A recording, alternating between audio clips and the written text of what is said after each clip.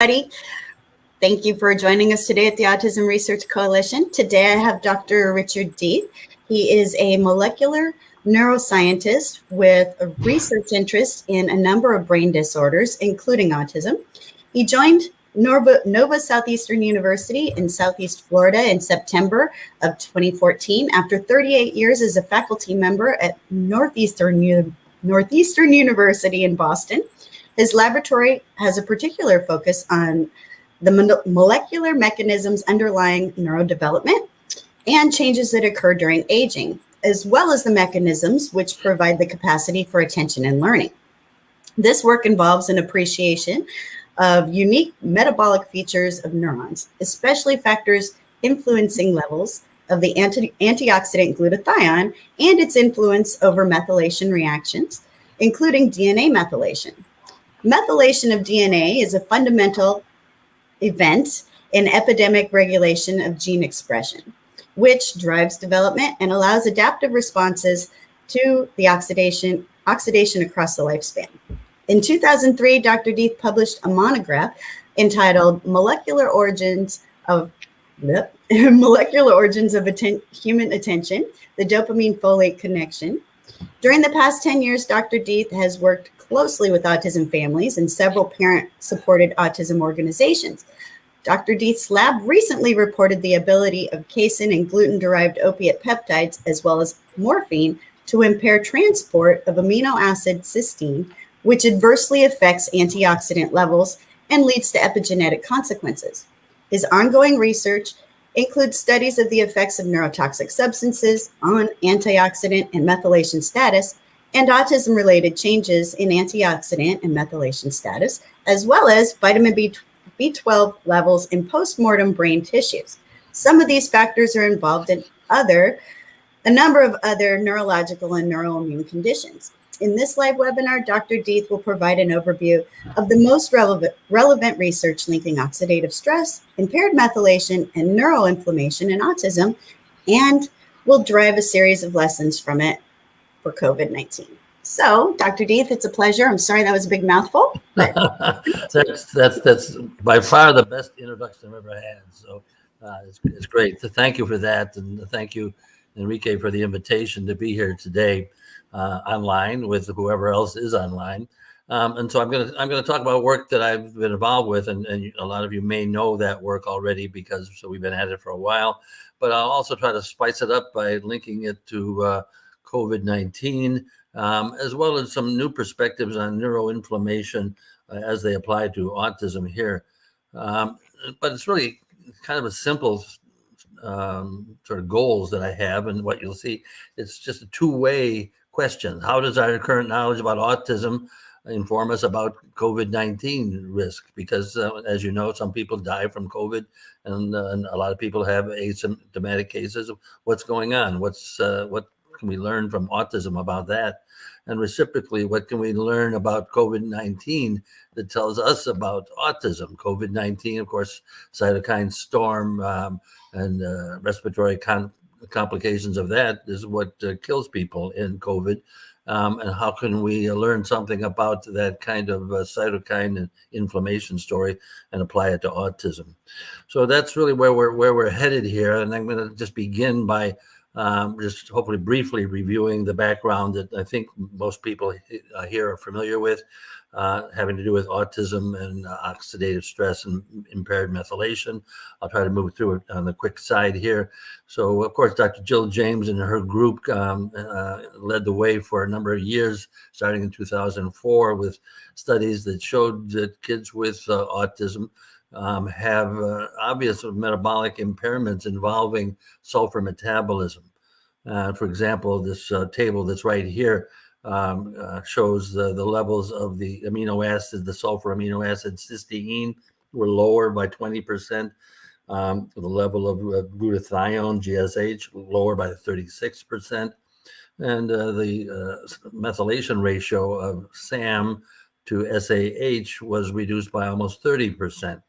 And these findings have been replicated, I guess, probably 30, 40 times at least, and maybe 50, and with nobody arguing about that. And to be lower in your antioxidant glutathione by 1/3 is an important deficit.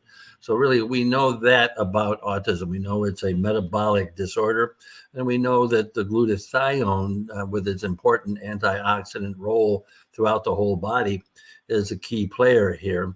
I'll just make sure that everybody appreciates that the cysteine is the middle amino acid in the 3 amino acids that make up the glutathione. And it's the SH group that makes the cysteine special and endows the glutathione with its antioxidant properties here. And we're concerned among the whole body with the brain and brain development in the case of autism. And we can just appreciate, again, the obvious here. That is that the brain is especially sensitive to low glutathione. Why? Because all the neurons that are busy firing as I speak here. How many times a second? A lot. So all those firing action potentials require ion movements and ions to be put back in place that require ATP. The ATP requirement requires mitochondrial respiration using oxygen as an energy source. And that results in the byproducts of ROS, reactive oxygen species, that are released, and they have to be dealt with. Otherwise, we would die or otherwise be dysfunctional from the oxidation process. And so we need enough antioxidant, and the brain needs more than other tissues. But despite the fact that the brain has 10 times the level of oxygen utilization, it's got the lowest level of any tissue in the body, and neurons have the lowest of any cell type in the body. And so this really makes neural function, brain function, extremely sensitive to glutathione, and it just makes it obvious that autism's lack of glutathione is going to lead to neurodevelopmental problems. So as we go along here, I'm going to reference these metabolic pathways, which, again, I've tried to capture over time with this particular diagram or illustration. We call this in the lab the holy diagram.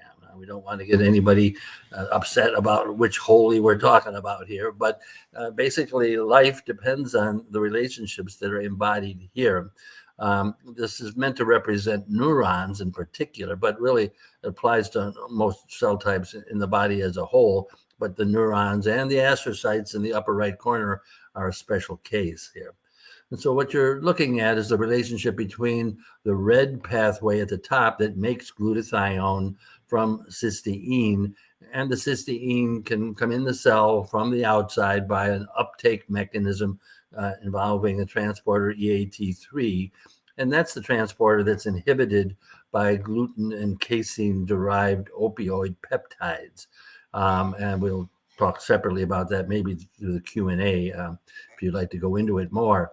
The cysteine that comes into neurons by that pathway is actually provided by astrocytes as they release some of their glutathione, and it's broken down to cysteine. They become the feeder or the source of cysteine or antioxidant to make glutathione in neurons here.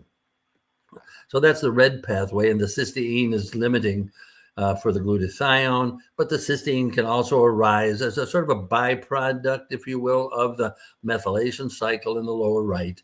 And if the homocysteine is sent through transsulfuration to the cysteine glutathione pathway, it ends up depleting the methionine cycle, and we'll talk in detail about the consequences of that. Also shown here, sort of a starring role, if you will, is the methionine synthase enzyme. And of course, methionine synthase needs methyl B12 or methylcobalamin. That's shown in green in the upper right here. And that pathway requires glutathione to make the active methyl B12.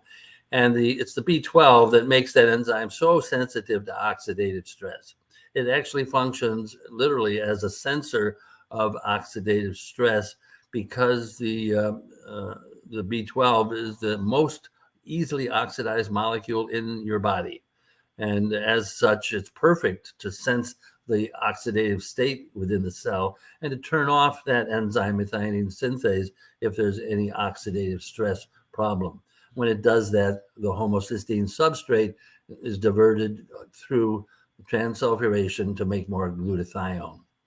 And finally, in the lower left is the blue cycle there, which I'm not going to talk about today, but that's what the book captures, or at least captured almost 20 years ago now, is the fact that there's one of the D4, one of the dopamine receptors, the D4, that has its own methylation cycle, phospholipid methylation cycle, that depends on that same enzyme methionine synthase, and therefore is also sensitive to oxidative stress.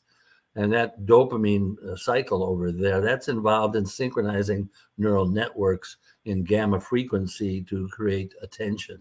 It's very fascinating, but it's not the topic of today's talk here. But so in any case, this, as of 2007, how many years ago was that? 14 years ago, put together a hypothesis that included the epigenetic consequences of impaired methylation, and tried to capture this as a redox-methylation hypothesis of autism. And I have to say, I think it's held up pretty well going forward here. We followed up with that with some studies in postmortem human brain samples, which of course are really a precious gift to brain banks, and we were able to access those samples and measure some things. We measured the enzyme, the expression of the enzyme methionine synthase across the lifespan in the frontal cortex, saw that it went down really remarkably 400-fold across the lifespan. Went down a lot when you were just growing up until about age 12 or 13. But after puberty there, it kept going down even to vanishingly small levels of the mRNA in old age. And then when we compared it with autism samples that we had on the right here, we saw that the autism samples in red were lower than the black control samples by about half. And this suggested that they were lower prematurely, because these ages here should have had higher levels. And so we began to think that somehow this decrease had something to do with the aging process in the brain, and that autism could be thought of as premature aging in a metabolic or biochemical way. And when we measured the metabolites here in young individuals versus older normal individuals, we could see this aging aspect, because the homocysteine level was really quite high here, almost twice as high in the 60 to 80-year-old group. And the methionine level, the product of methionine synthase, was reciprocally lower, as was the SAM level. And on the far right here, for the purists that appreciate transsulfuration, the cystathionine level was low with the older age subjects, which was indicating that transsulfuration pathway was opening up with age, and the cystathionine was being moved ahead to make more glutathione with age. And we had a comparison again with metabolite levels in autistic subjects, and we saw it wasn't quite doubled here in the red bars in the autistic subjects. And these autistic subjects here and the controls, average age was 9 years old. So these were young individuals, but the autism ones were noticeably significantly higher, as if they were approaching age 50 or something like that. Otherwise showed that same kind of pattern that we just saw for aging. And even the cystathionine level was going down and was lower than it was, indicating the transsulfuration pathway was activated in those individuals. And as we had those results right away, we said, gee, I wonder what could be causing that. And we took a stab, I think that was either fortunate or prescient or something like that, because we looked at the effects of TNF alpha, the pro-inflammatory cytokine. And we found that TNF alpha, in a very short time frame, an hour or less, could, up the upper right here, could lower the methionine synthase gene expression, just like what happens with aging in human frontal cortex. And it very promptly decreased that. It decreased the uptake of cysteine in the upper left. And if you work through these various metabolites, it all adds up to the TNF alpha causing a decrease in the uptake of cysteine as a source for glutathione synthesis, but shifting gears, if you will, so that transsulfuration takes over as the source of the cysteine. And this transition that's changing the origin of the cysteine is important, we think, in aging, and important in the premature aging for autism, if you will. We also, at that in those postmortem brain samples, measured the B12 levels, and on the far right here in these two illustrations, we see the methyl B12 or methylcobalamin level that's much lower in the older group, the age 60 to 80. And in the far right is prematurely old, decreased as if they were older. In the autism group, which again, I guess these are 8-year-old average subjects here. So this is a decrease in the cofactor for methionine synthase, as well as a decrease in the methionine synthase activity that's normal in aging, but it's abnormal in its acceleration in autism brain. So this is part of our own contributions to the sort of redox-methylation story of autism, but certainly other people continue to make important contributions here. And this study from 2017, Hausman and others here, had a panel of, I guess it was 7 different measures of oxidative stress and DNA methylation. And they looked in the lower left corner here at autistic subjects or non-autistic or neurotypical subjects.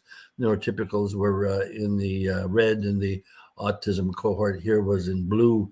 And you can see that when they summarize these 7 endpoints here, there was almost a total separation between these two populations. So metabolically or phenotypically, they're very different from each other in this antioxidant and methylation metabolism here. And it turns out they're even their healthy siblings or non-autistic siblings ended up shown in the orange on the lower right to be sort of partway in between, which is an interesting and presumably a genetic based outcome here. So in any case, this redox methylation story carries on. This past year, we published a further update on the B12 story, if you will, relating it to NRF2. And NRF2, you may know about it. If not, you probably should. But NRF2 is considered the master antioxidant transcription factor. And so it is a transcription factor. It binds to the DNA at the antioxidant response elements, or AREs, and it turns on genes, a pattern of genes, a lot of them, that end up producing an antioxidant effect. They increase your antioxidant capacity here. And the NRF2 is normally kept sequestered in the cytoplasm, inactive, and its release to go to the nucleus depends on the oxidative status of the cytoplasm. And so this is a way in which the cell can balance the redox environment. So NRF2 is quite important in that regard, and you'll recognize it as something that sulforaphane is able to activate as part of its antioxidant effect when people use that as a supplement. So what we looked at in this study, and I'm just briefly trying to summarize it here, was the interplay between that NRF2 system here, which is again a gene expression system, and the status of vitamin B12 or cobalamins. And this diagram is meant to summarize the metabolic pathway by which B12 or cobalamins are taken up into the cell, all cells, but they're taken up and by receptor interaction here and brought into the lysosome, where the B12, whatever form it is converted to a cobalamin 3 state. And that is to say, whatever it came in as, let's say a cyano group or methyl group, adenosyl group, that's all removed. So once the B12 is brought into the cell, into the lysosome, the ligands that are bound to the B12 individually are removed, so that just have the native molecule, native cobalamin, which can then be sent to either mitochondria, where it can receive an adenosyl group, or it can be sent to methionine synthase as a cofactor, where it receives a methyl group to serve as the cofactor for that enzyme here. So in any case, what we went back to was those same postmortem brain samples that we had earlier characterized, and I just showed you the results of that. But here we were looking at the relationship between the gene expression of that NRF2, what the level was of its expression, and the methyl B12 levels that's shown on the left here. And what we saw was a positive correlation, kind of an odd shape, I have to say, but a positive correlation here between the NRF2 and the methyl B12. The more NRF2, that is, the more antioxidant production a cell had, the higher the level of the methyl B12 there was, meaning that it's going to promote methylation activities when NRF2 is on, if you will, or is highly expressed. On the right side, however, the hydroxy B12, which is an oxidized form of B12, we saw a negative correlation that is reciprocal to the methyl B12. The higher the NRF2 expression was there, the lower oxidized B12 there was. So this, as it turns out, was informative, because if you look at the colors here, you can see the blue colors on the lower left, the blue dots, those are all the autism samples, and the orange ones are all the controls. And you can see that the autism samples, brain samples, had low NRF2 expression, which was correlated with low methyl B12 availability. And reciprocally, on the right side, the autism ones had high levels of the oxidized B12, and compared to the controls, in which case the oxidized B12 was less. So this was brought the redox story into the B12 story and added a little more depth to our understanding of why methyl B12 availability might be a problem in autism. Another thing, this is the work that was done by Dr. Matt Schreier, who just got his PhD in our lab about 2 months ago now, and Matt, a very gifted young scientist here, he went into the literature and he pulled out the values here for the levels of B12, the total amount of cobalamin in various tissues in the body. And again, it was kind of ironic that the brain has the least amount of B12 availability in it here. And when he looked at the correlation between the NRF2 regulated genes, that is their activity of them, he found that they had the lowest level of NRF2 activation in the brain, whereas the liver was the highest here. And so the B12 cobalamin levels correlated quite nicely with the NRF2 level. So this means that the antioxidant status of cells is linked to the B12 status of cells. So these two go hand in hand, and it sort of fits with the role of methionine synthase as a regulator of redox and methylation responses here. This figure, again, from that recently published paper, is just meant to summarize this, indicating that on the right, in autism spectrum disorder, ASD, we found the low level of gene expression of that NRF2, and as a result, oxidative stress or decreased antioxidant capacity that was reflected as a shift in the cobalamins more toward the oxidized cobalamins. So that was my attempt at having, I guess, a background summary as well as sort of an up-to-date B12 story from our lab. I'd like to turn really now and the rest of the time here to the NLRP3 inflammasome. And this is something that I didn't know about. I had no idea really what the NLRP3 inflammasome was until COVID. So until, let's say, it'll be 2 years this January, right, when the COVID pandemic got underway.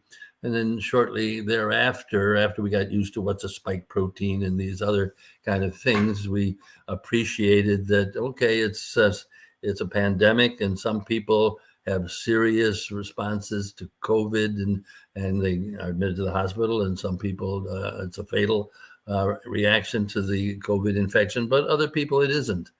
And I, like everybody else, most scientists, was motivated to see what my knowledge background might have to offer for understanding this pandemic. Who knows? Maybe there's something related here. And of course, what I knew about was autism and antioxidant status. So this became sort of my perspective as I learned about this NLRP3 inflammasome. Because when I looked into COVID, I found that, oh, they're dying because they had a cytokine storm that really was an inflammation that's out of control. Cytokine levels are very high. And of course, the impact of that and the pneumonia and the problems with breathing, blood vessel problems are all related to inflammation. So, and it turns out this NLRP3 is the source of most inflammatory responses. And in this case, for COVID, it is the initiator of COVID-related inflammation. Here we can see just the beginning. We're going to get used to what is the protein called NLRP3. And it's got three major parts to it here, given certain names to it. We'll talk about the leucine-rich repeats a little later on. But it's the inflammasome, as we'll see, is really made up of several proteins, including this one abbreviated ASC and the enzyme procaspase 1, which has to be activated, but otherwise is another protein. So really the inflammasome is a combination of proteins that come together to initiate inflammation here. And the work that we had done with TNF-alpha before was sort of an invitation to think about how the transsulfuration pathway might be related to COVID, because the pathway here, it's illustrated again with methylation on the left and glutathione outcomes on the right, goes through two steps: the transsulfuration pathway, the homocysteine converted to cystathionine by CBS, cystathionine beta synthase. And it can be appreciated, I think it's important to appreciate it, that the level of SAM, the methyl donor, turns on this CBS enzyme about 3 to 5 fold. So it's an important regulator of the transsulfuration pathway. And the second enzyme, cystathionase, or CSE for short here in the pathway, is turned on by TNF-alpha. And with aging, its activity is increased. So this was a connection between inflammation and transsulfuration. And both of these enzymes, CBS and CSE, they both can make hydrogen sulfide, or H2S. The gasotransmitter, the normal gasotransmitter that's certainly achieved a lot of prominence in the last few years, and the hydrogen sulfide that's produced by these two enzymes then has its own activities that are mentioned here. I'm not going to dwell on them, but the hydrogen sulfide can kill you by inhibiting your mitochondria, just like cyanide does.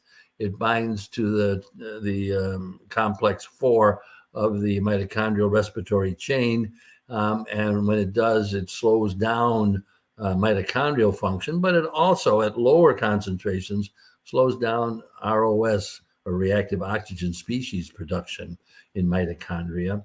And also the hydrogen sulfide that we'll focus on other actions, it can bind to thiol groups, or SH groups, on proteins called protein thiolation or sulfhydration or persulfidation, different names.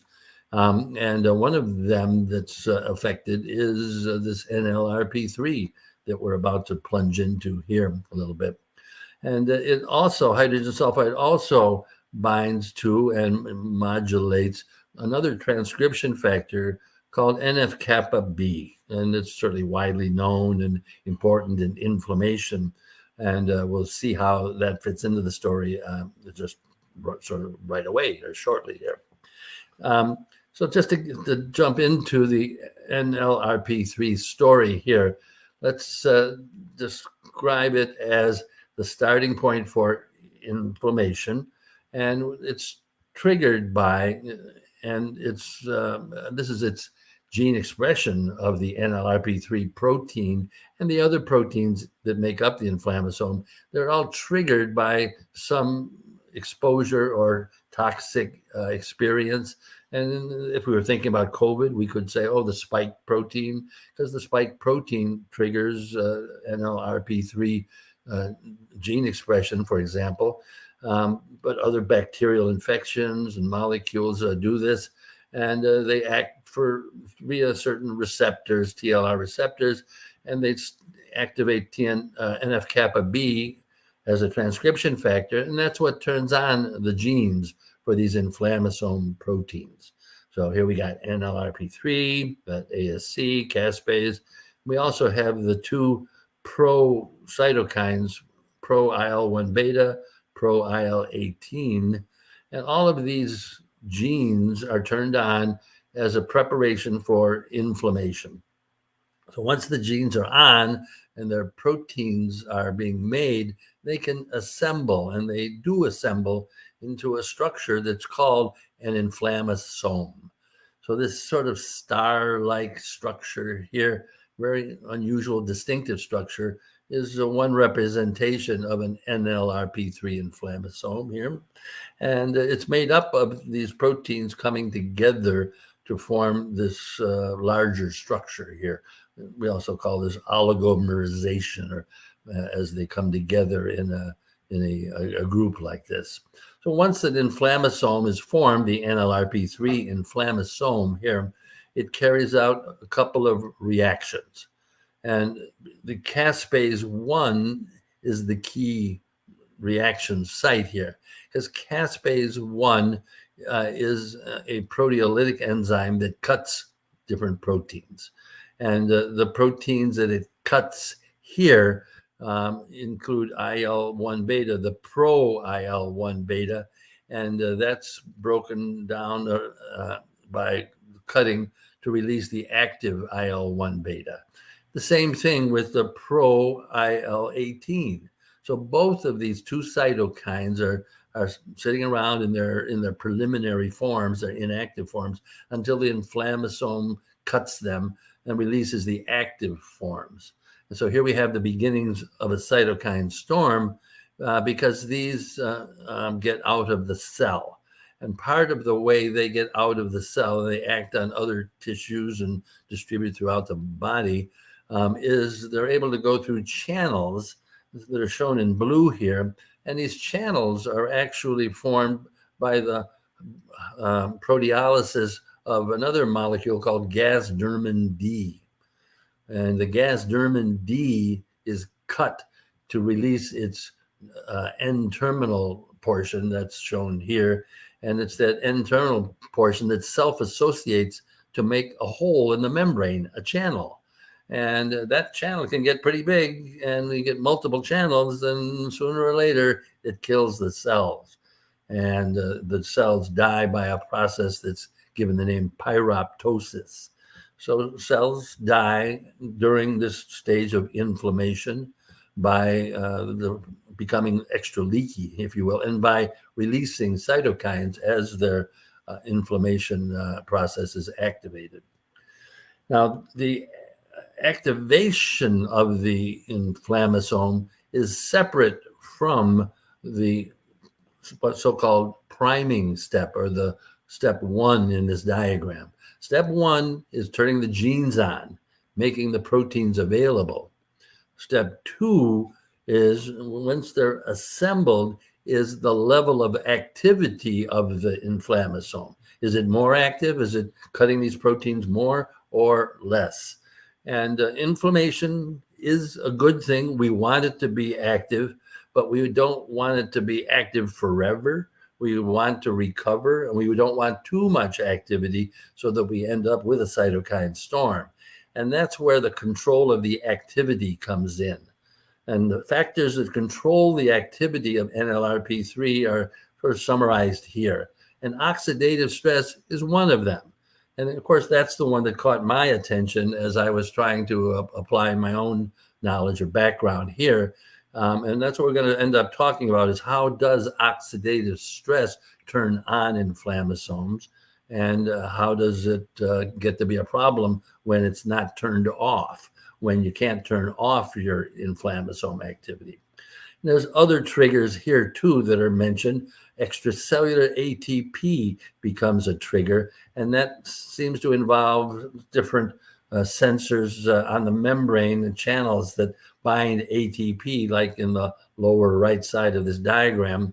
And one of them that's been implicated, the P2X7 receptor, is the target for suramin, which in the autism world, we may be aware of Bob Navio's clinical trials of suramin underway for treating autism. So here's a parking place for thinking about how suramin might work here. Another important trigger for inflammasome activity is potassium efflux, the potassium that can go out of these ATP-sensitive channels, and that turns on the inflammasome as well. I'm also going to note here that TNF-alpha, our friend here from something that turns on the transsulfuration pathway and turns off methionine synthase, TNF-alpha also activates inflammation in the NLRP3 by activating the NF-kappa B. It becomes really an endogenous stimulus. In other words, usually we think of something like spike protein or something like that that's causing an inflammation or some damage or danger signal or something like that from the outside world. But our own production of TNF-alpha as we age becomes a stimulus for inflammation by activating TNF-alpha, by activating NF-kappa B, and that becomes an aging-related inflammatory process that's talked about as inflammaging. That's a term that's become quite popular now.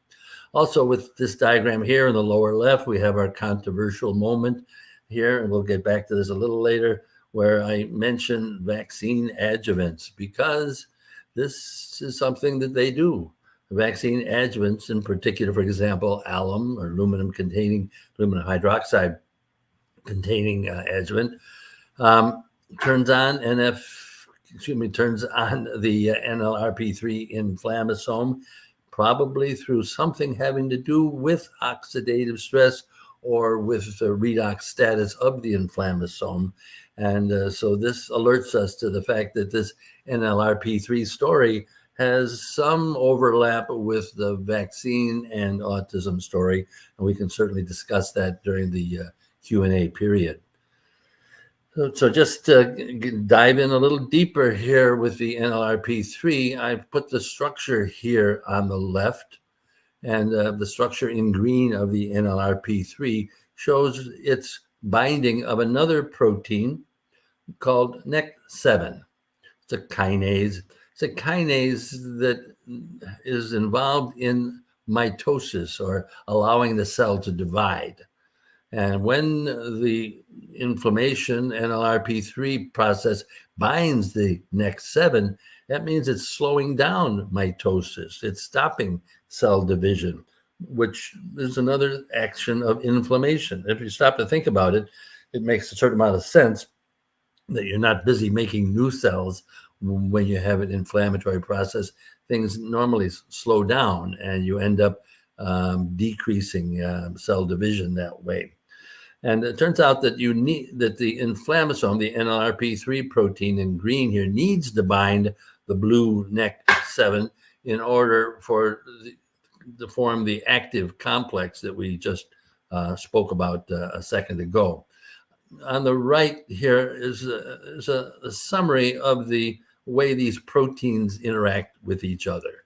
So in the top, you have the green, orange, and sort of purple part of the NLRP3 with the next 7 bound to it. And then in the middle here, you have the ASC protein, ASC, that binds to the NLRP3. And then the procaspase binds to the ASC protein. So we can see that it's like a sequential binding reaction. First, you have the NLRP3, then the next 7 binds to it, and the ASC binds to it, and it forms this sort of a rosette or this large structure, inflammasome, and the procaspase binds and becomes active as a result of this coming together, or oligomerization, as it's described. So I became curious about how it is that oxidative stress regulates and turns on the inflammasome. And you can think of this for autism as kids with oxidative stress. Gee, they probably have more probability of having activated NLRP3 inflammasomes because they have oxidative stress all the time due to their low glutathione levels that we talked about at the beginning.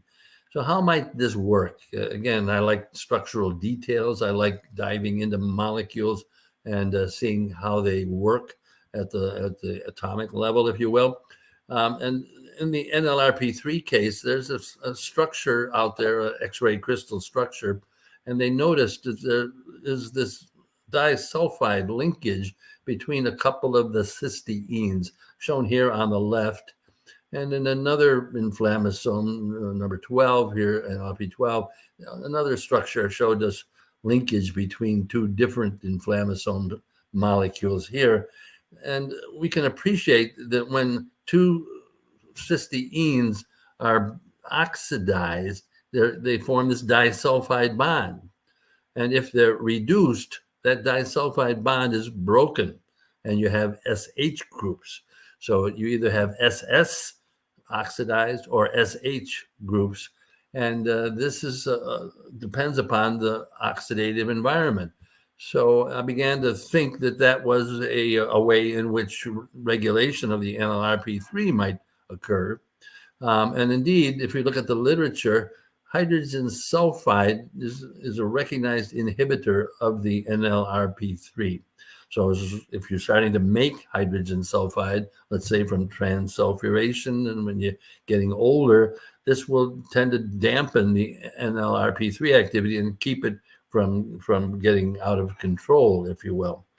And one way to picture that is in this diagram here, where I have in the top an active inflammasome where the oxidized disulfide SS bond is a part of what makes it active. So this would be oxidative stress promoting the active conformation of the inflammasome, or active state, if you will. Whereas reducing that disulfide to the two different reduced thiols, SH groups, would be the inactive state. And there's a particular protein called thioredoxin, you may have heard about, that is able to carry out that reduction. It reduces oxidized dithiols like this one here. And as a result, in the case of inflammasome, it would decrease the activity of it. And the thioredoxin that does that is controlled by a couple of different things that are of interest and relevant here. One is to keep the thioredoxins active, you need to have thioredoxin reductase, the selenoprotein that brings reducing equivalents and keeps it reduced so it can keep doing its job of reducing those disulfides. And there's another protein called TXNIP, TXNIP, thioredoxin interacting protein, or TXNIP. TXNIP is very important. I'm not going to have time, I don't think, to go into it, but it's elevated levels in type 2 diabetes and other oxidative stress disorders shows us that the TXNIP has an important role. It binds to the inflammasome and interferes with the ability of the thioredoxin to carry out its reducing job here. But the bottom on the middle and the right is the effect of hydrogen sulfide, because hydrogen sulfide can add to that reduced SH group, what's called sulfhydration. I mentioned that earlier, or persulfidation. And when the hydrogen sulfide adds onto it, you get this sort of double sulfur here, HSS, and that's going to not undergo the same oxidation as would be the case without the hydrogen sulfide added to it. So hydrogen sulfide inhibits inflammasome activity by really perpetuating the reduced state of the thiols so that they don't form oxidized bridges with each other like that. So we can start to appreciate how it is that the cysteine residues in the inflammasome might be able to sense the oxidative stress condition and how oxidative stress controls inflammasome activity. Another recent finding that was really quite amazing to appreciate was that when you stimulate NLRP3 activity by provoking it with that ATP on the outside of the cell that I mentioned earlier, if you're measuring the cellular level of glutathione, reduced glutathione here, but glutathione overall, it just crashes. It goes down from what looks to me like 13,000 over here down to maybe it's 500 or something like that. A huge decrease in the cellular, intracellular glutathione level. It's getting pushed out of the cell. And of course, when there's less glutathione inside the cell is going to be oxidative stress. And it's sort of like what goes on with autism, where there's less glutathione inside of the cell. This is associated with active NLRP3 inflammasome here. And here in the middle figure, you can see, here's the IL-1 beta. That's the measure of inflammasome activity. That goes up as the glutathione levels go down. So again, kids with autism with low levels of glutathione, they're going to have inflammasome activity going up over here. And here's the reactive oxygen species going up as the glutathione goes down. So oxidative stress is clearly present here. Now, in the last several months, there's been a new wrinkle to this regulation here of the inflammasome by redox. And that involves the ability of the glutathione molecule to add itself to those SH groups that I mentioned earlier. I talked just a second ago about how hydrogen sulfide can add to them, and that can preserve the inactive state. But glutathione, using its SH group, it can also bind to surface thiols by what's called glutathionylation. And this occurs from the GSSG form, the oxidized form of glutathione. And as it turns out in these two papers, which are remarkable for the coincidence that the NEC7 protein itself and the ASC protein, the two players in the inflammasome here, they both need to be deglutathionylated in order for the inflammasome to work or to be active. And so just summarizing that here, we can see that the inflammasome thiols can get glutathionated here by the oxidized glutathione, and that will preserve the inactive state. And when it does, in fact, it means the inflammasome is, again, not active. But if they're removed, and that's the reversible process here, you can go back and have an active inflammasome. And if we stop to think about it here, as the glutathione crashes inside the cell, that's going to lower the glutathionylation as well. And that'll shift this equilibrium toward the active inflammasome here. So we can see what's going on during inflammation as the cell tends to create an oxidative stress environment, a low glutathione environment, and that favors higher activity of the NLRP3. So you can sort of see how at some point the knowledge that I had gained myself from autism and the studies of our own and others here was looking like it was going to be informative for the NLRP3 and possibly for its role in COVID here. And so I thought I'd look into this a little deeper, if you would. And so one thing that was intriguing to me was this study that's shown here that compared the NLRP3 response to a coronavirus infection in bats versus humans and mice. And this study came from the Wuhan Virology Institute, the very controversial place that is thought to perhaps be the origin of the SARS-CoV-2 virus, depending upon what you think about that complicated story. But what they showed down in the bottom here in the lower left is that the activity in response to this, it was actually SARS-CoV-1 that they used here, and that the activity of the inflammasome was strongly responsive in human cells, human PBMCs, but in bats, shown in red, they hardly responded at all. That is, they didn't have an inflammatory response or a strong inflammatory response, but the human cells did here, either triggered with ATP or with potassium efflux with this nigericin. It was sort of similar with mouse cells on the right, that they had a strong response, the open columns, but the bats had hardly any response. And the gist of this is, of course, that bats tolerate this coronavirus and they don't have an inflammatory response, meaning that they become reservoirs for it and they can be vectors for carrying and distributing this virus to other species who are sensitive, like us, for example. And what was further interesting in this study, they tried to narrow down what part of the NLRP3 molecule was responsible for the species difference here.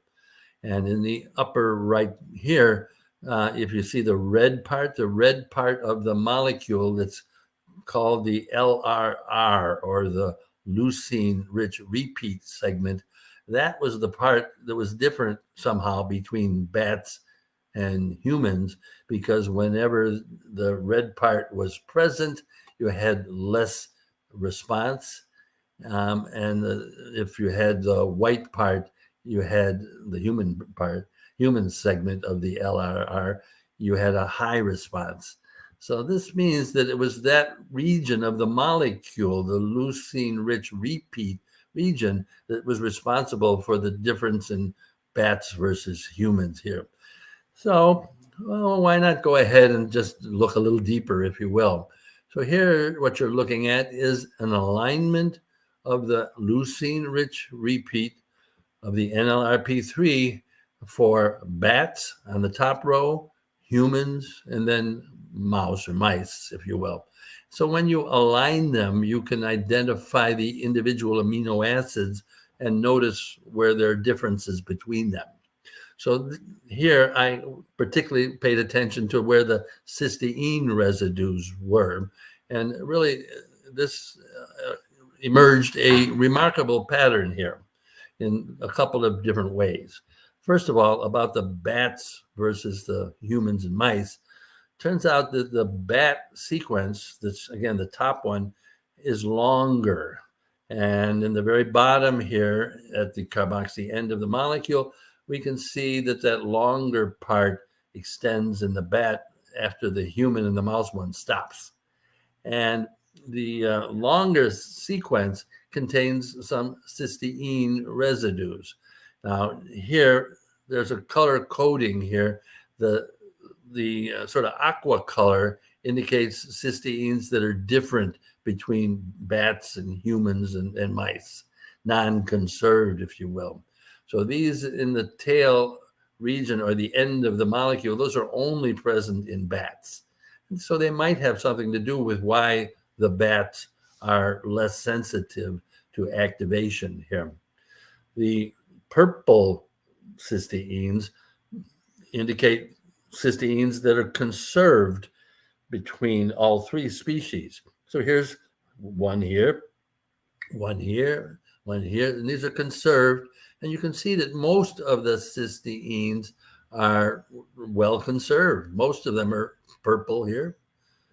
And what's in green is an unusual occurrence of two cysteines next to each other. Cysteine, cysteine, CC here. And these are called vicinal cysteines when you have two cysteines next to each other. And they're special because their SH groups being so close, they can bind to each other very easily. They're located right next to each other. And they can also bind metals like mercury, for example. Bivalent metals can bind to vicinal cysteines. So they're shown in green as the ones that are conserved in all three species here. And we can see there's 3-4 of those here. And in yellow are, again, other double cysteines that aren't conserved between species. And there's a few of those. And it turns out that there's 6 across the whole molecule of NLRP3. There's 6 of these vicinal cysteines. And that's unusual. That's a special feature here. But when I color coded the cysteines and saw where they were, I noticed a pattern. And you can notice that too, because I put a line through the cysteines that apparently form a relationship with each other that's regular here. So we can see for, let's say, number 4, line number 4 here starts in the upper right. And at a regular interval, here's the next one, here's the next one, here's the next one. And then we go to the bat at the bottom. Oh, the bat has one that the other species don't have. And so together, the fact that these are so regular, forming a line, means that they're separated by a regular number of amino acids. It turns out that number is about 56. So this pink one here is separated by 56 residues from the next one in that line. And so 56 and the next one and so forth. And that's because these lines are parallel. That means that same relationship, 56 residues, holds for all of these separate lines, if you will. And here in the case of line number 1, we can see that one starts up here, 1, 2, 3, 3 of these cysteines, and then it just continues here because there's 56 residues in between here and here. And then it finishes off. Oh, and the bat has an extra one. So this makes me think, and this is hypothetical here now, that the difference in species sensitivity might have to do with the fact that it's a longer line. There's more cysteines in the bat down here, and that may inhibit the activity of the bat NLRP3 compared to the humans. Now, there's a lot more to do, and I have to stop talking about this because it's a little esoteric, but I think it's important, and I think it's worth looking into more. If you go back to the structure of the leucine-rich repeat, first of all, you can appreciate the repeats as these helices here, these so-called spirals or helices that occur in a repeated manner. And if we look at where those lines are, the line 1, 2, 3, 4, here's line 1. It's at the bottom of this leucine-rich repeat, and every other repeat has a cysteine. So there's 56 amino acids between this one here and this one here, and another 56, and here's the next one, and so forth. So we can see that what this means is the cysteines in the LRR of NLRP3 have a regular occurrence. They're not random, they're regular, and they're exposed to the outside, and they probably play some functional role here. Now, I don't know exactly what that role is, but it might have to do with the glutathionylation or the self-hydration that I mentioned earlier. Because if these cysteines had a glutathione on them, they might not allow the protein to interact with each other. The glutathione might get in the way. And if that was the ASC protein trying to interact with the NLRP3 or two NLRP3s interacting, they could get in the way, if you will, and interfere with oligomerization.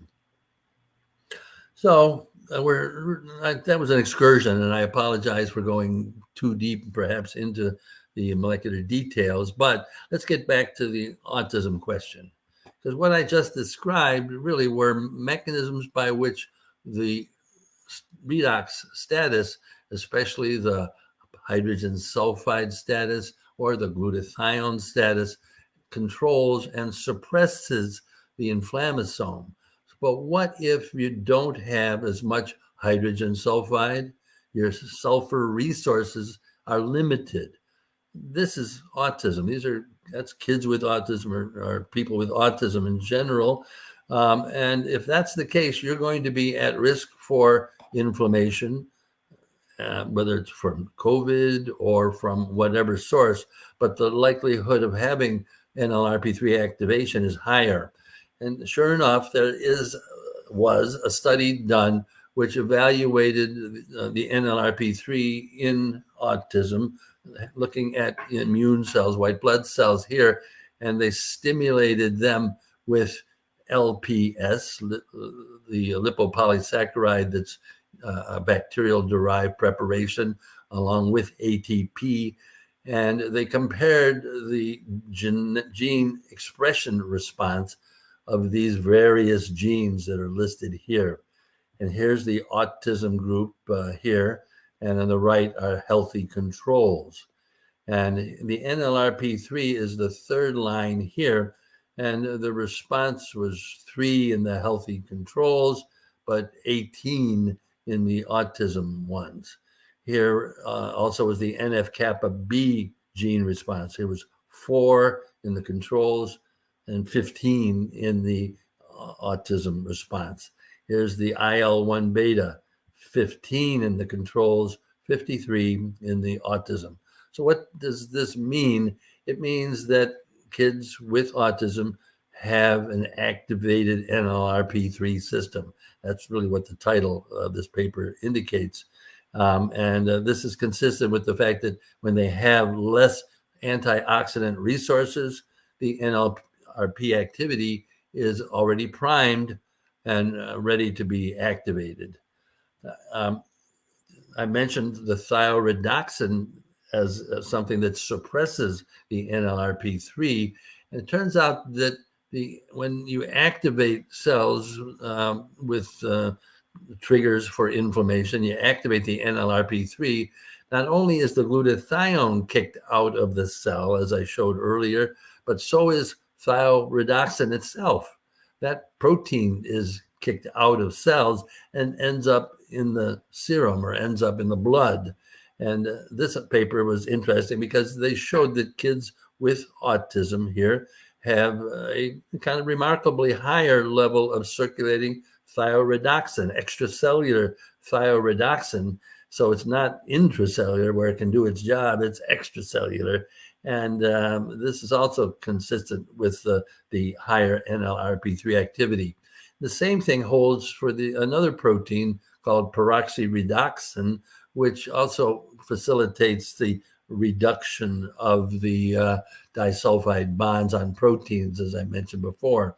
That's also higher. So these things all, to me at least, add up to a story that the NLRP3 is more active in autism.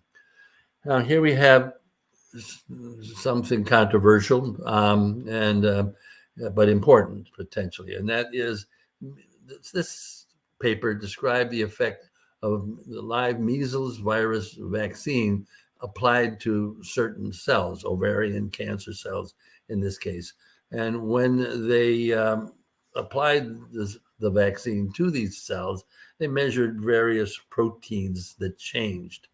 And among the things they noted here was that the thioredoxin level inside of the cell went down by 36-fold. That's a lot. So the thioredoxin was stimulated to leave the cell after the measles virus vaccine exposure here. And also the level of the superoxide dismutase, or SOD, also went down. You can see that here visually here, because on the left side is the protein level going down as they added, this was over time with exposure here with either the measles virus, look at 3 different proteins. The middle one, the gray one, that's the thioredoxin going down. Here's the SOD going down, and another microtubule protein, staphymin. And the mRNA level went down as well. So this is controversial. I understand that. We can talk about it in the Q&A, but it does appear as though measles virus vaccine stimulates the NLRP3 activity in response and facilitates that by the thioredoxin being effluxed out of the cell here. And this response was blunted by giving N-acetylcysteine in this study. You can see here in the second column, this was 24 and 48 hours of measles virus vaccine exposure here. The green indicates the ROS levels going up, but when they gave N-acetylcysteine along with the measles virus, the ROS did not go up. So it does look like it's got something to do with the cysteine status here that is involved. So that's something to keep one's eye on, I guess.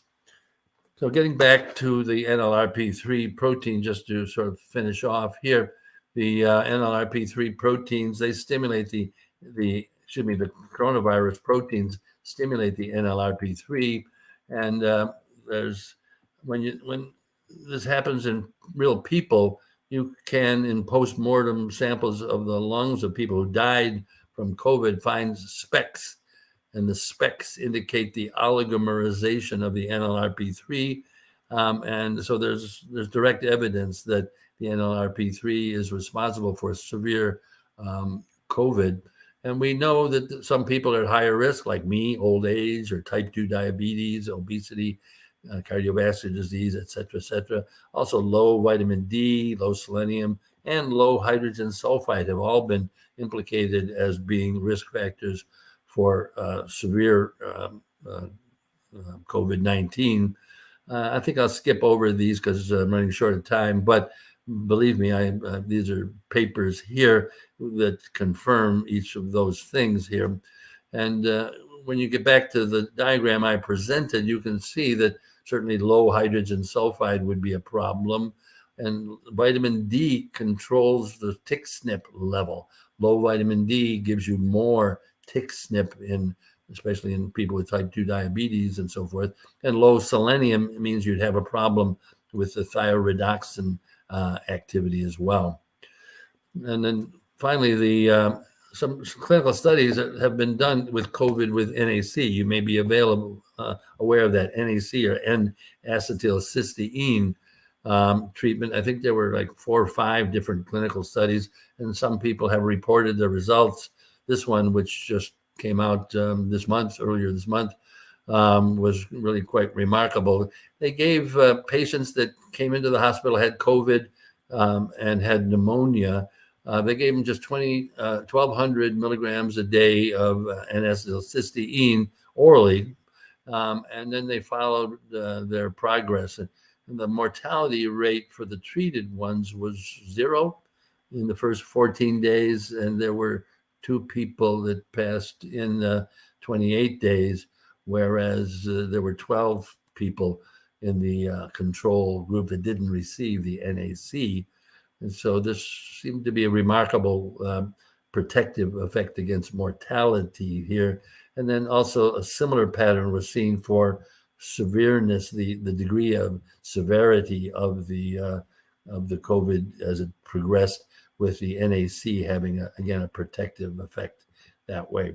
So it does seem pretty convincing, at least in this study, and in others too, they didn't show, that NAC is a beneficial treatment in the treatment of COVID-19. So just wrapping up here, the conclusions I hope I made here. I just reviewed that autism is associated with oxidative stress and low glutathione, and that neuroinflammation and NLRP3 activation has been described as a feature of autism that accompanies the oxidative stress. Excuse me. Hydrogen sulfide seems to be an important regulator that's produced by transsulfuration enzymes, but if you don't have enough sulfur resources, like in autism, you won't have enough hydrogen sulfide. And so that's going to be low in autistic individuals. And that may place them here. I mentioned it might place them at higher risk of severe COVID-19, but they're young.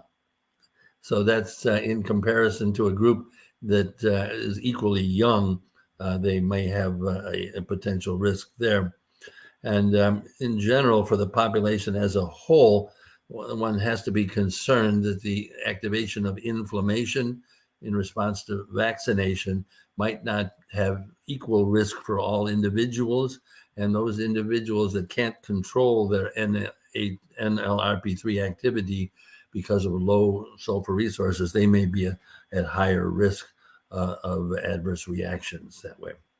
So let me just conclude by thanking the people that I've worked with and are responsible for this and other work from our lab. And my main collaborator has and continues to be Dr. Mala Trivedi, who was with me at Nova Southeastern University and was with me at Northeastern as well. He did the work on the gluten and casein opiate peptides that are important for autism. Marion Lemley was a colleague who was very helpful in talking about hydrogen sulfide and appreciating the role of hydrogen sulfide.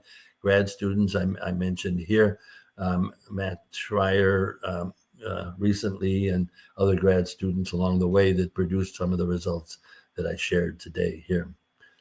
So I'm going to stop sharing here. And hopefully. Perfect.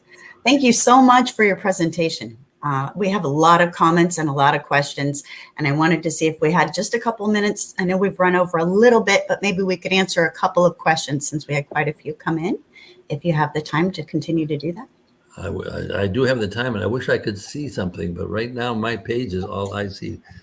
So I have to, is there any way that I can actually see people, or maybe I shouldn't? Well, let's see. A second. Okay, now I can see you. Okay. Better? Okay. Hi, Dana. So I've got Enrique in the background helping us out, so hopefully he can fill that in. But I wanted to real quick hit you with a couple of good questions. Let's see. First of all, I'll pull over to Sergey's got a great question, a couple good ones here about. No doubt. No doubt.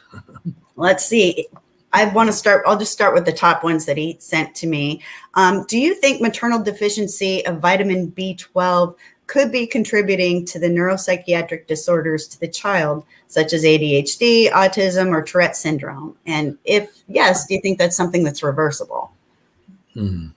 Well, there's a long list of things that maternal deficiency could affect fetal and newborn and early development outcomes. B12 is on that list. Jill James showed that the mothers, in particular of children with autism, also have impaired glutathione and things that I spoke about there. So it wouldn't be only B12, of course, but anything really affecting these pathways, both in a positive and a negative way. I know the people at Johns Hopkins actually had a study about calling the question whether or not B12 supplementation might be a problem, excessive B12 levels. And I guess I didn't find their study convincing. And a lot of women take folate and of course, maybe B12 too as a prenatal supplements. And So it was kind of unclear what population was normal in those studies. But I'll just say that I'm not aware of science that shows that reversibility. You're probably thinking, oh, if this is an epigenetic effect, can I reverse epigenetic effects?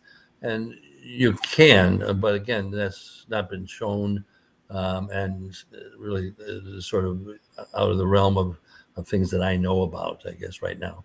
Okay. I had a really great one here from Jessica. She says, is continually giving supplements that can assist NRF2 activators preferred as to not turn off NRF2?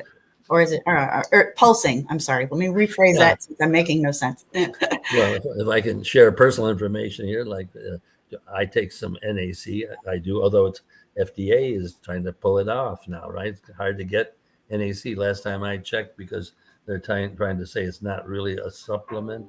And I take every other day, or every 3 days, NAC. Same thing with the methyl B12. I don't want to overwhelm the natural control mechanisms and feedback mechanisms by overdoing supplements.